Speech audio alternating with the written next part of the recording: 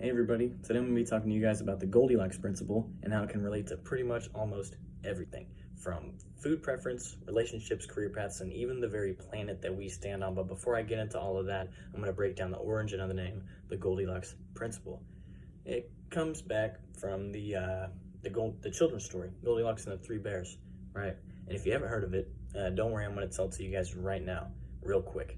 Okay, so this blonde-haired thief gets picky when stealing food from bears, and then she has to eat 3 entire bowls of porridge to figure out which one she likes the most, and then the bears come back and maul her to death. And from that story is where scientists and psychologists and important people coined the term the Goldilocks principle, right?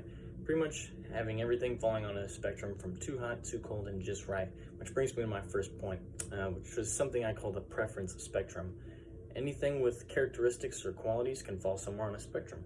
If you like really spicy foods or really mild foods, if you're really short or really tall or just average height, everything falls on a spectrum. But where it starts to get important is when it starts relating to relationships. You and your best friend are going to be on polar opposite sides for like the personality spectrum. You're going to be somewhere close because you're going to have a lot of similar qualities.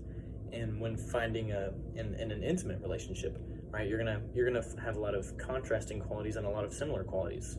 Like the opposite, like hence the term opposites attract, right? And this can even be applied to a career path that you're choosing, right?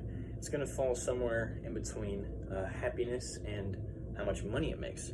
Like for myself, I'm planning on being a teacher and coach, and yeah, that make me really happy. But is it gonna make enough money that might fulfill my lifestyle in the future? I'm not sure. But somewhere in the middle, where it's just right, would be that Goldilocks zone, and that brings me to my second point. The very planet that we stand on falls in a Goldilocks zone. If the Earth was moved half a mile closer to the sun or half a mile further, the water would boil or freeze.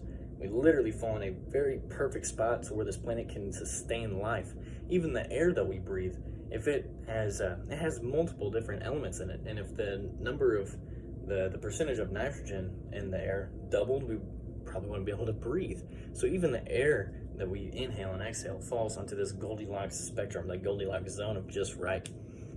And so there it is, pretty much everything. Hopefully you guys learned a little bit something about the Goldilocks principle, maybe a little bit about yourselves too. Don't be afraid to experiment, whatever it may be, on whatever spectrum you choose. Thanks.